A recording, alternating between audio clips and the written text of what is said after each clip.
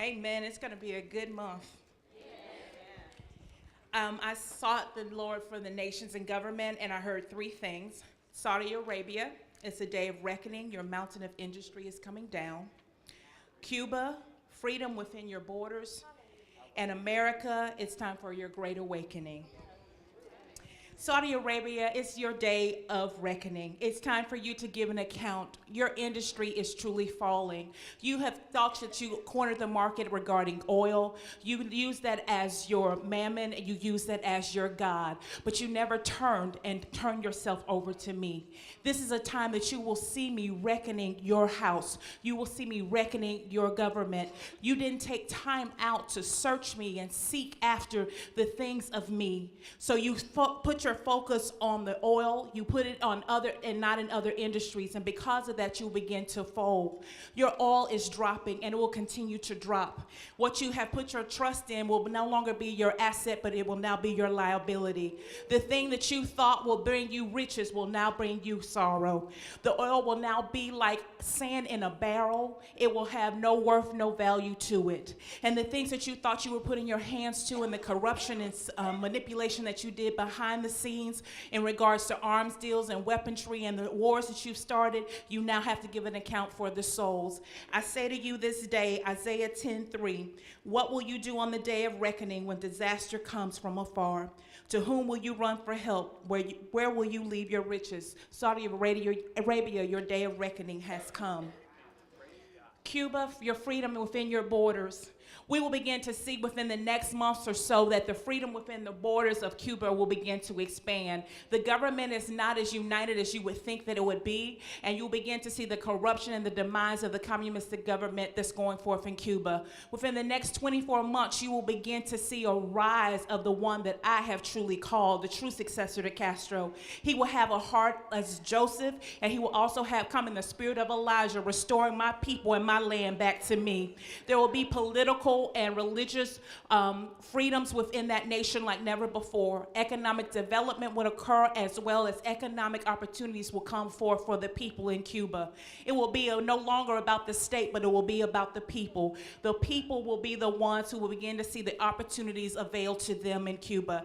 This is truly a great time for the persecuted church in Cuba. It has endured so much. It has endured injustice. It has had to go underground and be hidden. And there have been times where they've been in prison.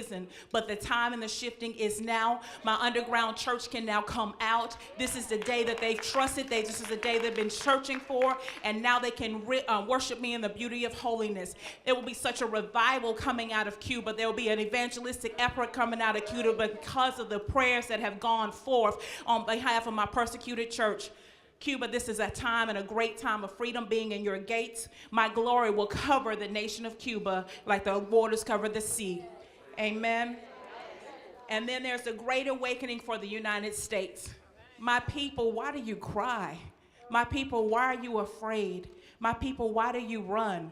Don't you know the shifting of the guard? My hand is in it. Even though it looks chaotic, even though it looks confusing, I am in it. I am running it. I'm controlling it. Even though you're looking at the flesh of the man comes from your own kind. He represents the unrepentant nation that you are. The greed, the manipulation, and the lack of morality that has been seen in his flesh. But don't look at his flesh, look at his heart, because his heart is in my hands. And I'm turning his heart. And he will be the one that will usher in a change into this nation. He will be the one to bring an awakening to this nation. He will be the one to take this nation and make it great. Not only great again because of a flesh-made slogan, but it'll be great again because I'm coming back for my nation. I'm coming off of the shelf and infiltrating this nation. I am taking control of this nation.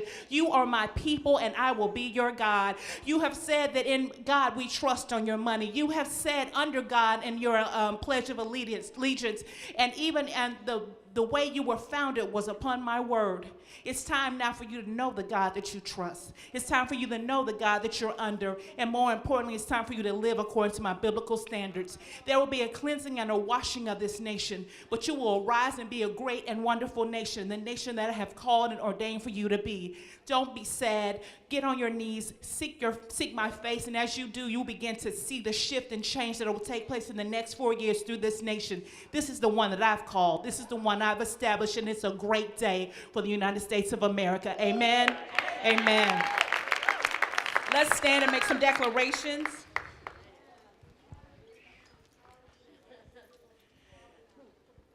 Cuba will experience the political freedom, religious freedoms, and economic development to enable its people to thrive.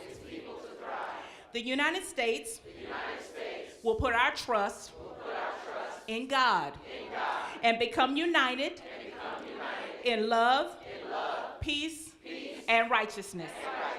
The United States will pray for President-elect Trump and work together to make this nation the great nation God ordained for it to be. Amen.